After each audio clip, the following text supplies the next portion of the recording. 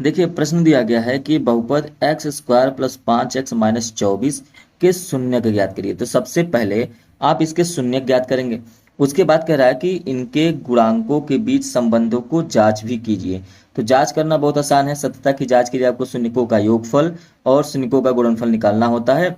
उसके पहले आपको यहाँ पर तुलना भी करना पड़ता है। तो सबसे पहले प्रश्न में दिया है कि पहले शून्यक निकालिए। तो शून्यक निकालने के लिए क्या करेंगे, सबसे पहले x square plus 5x minus 24।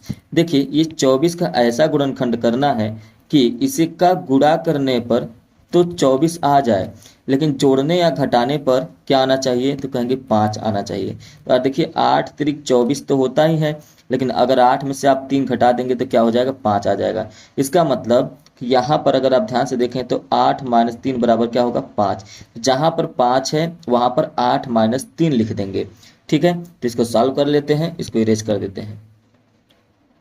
ध्यान रखेंगे कि एक्स स्क्वायर प्लस 5 की जगह पे 8 माइनस 3 लिखना था, हमने लिख दिया बराबर में 0। इसी तरीके से शून्यक निकाला जाता है। X square plus 8x minus 3x minus 24 बराबर में 0। तो यहाँ से दोनों में से तुलना कॉमन लेंगे, यहाँ से भी दोनों में से कॉमन लेंगे।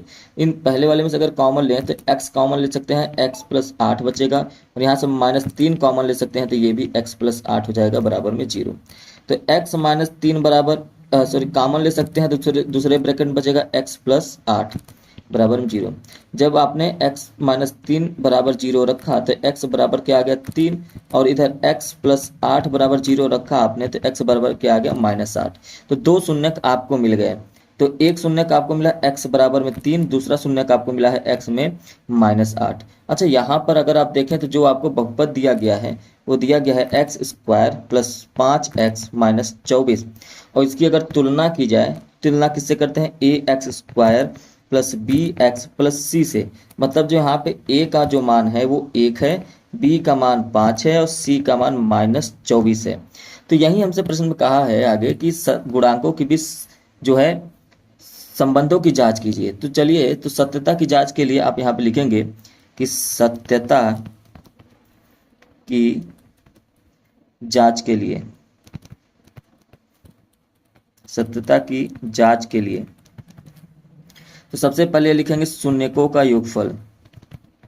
शून्यकों का योगफल, शून्यकों का योगफल बराबर क्या होता है, तो आप कहेंगे कि माइनस बी बटे में ए।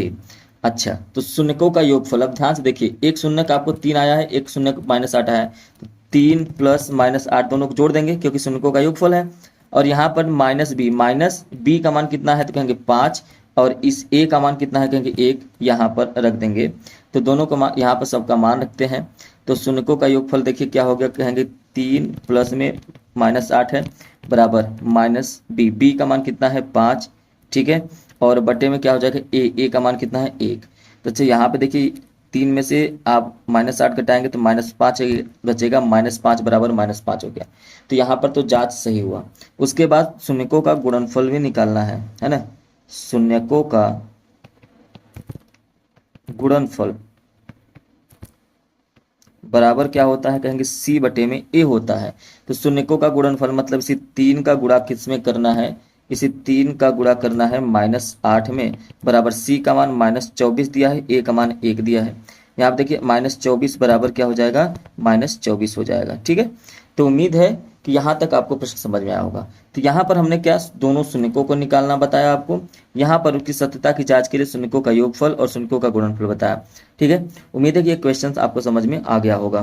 तो आपको ये प्रश्न समझ में आया हो तो इसे लाइक करें, शेयर करें, और चैनल पर पहली बार है तो जरूर से जरूर सब्सक्राइब करें।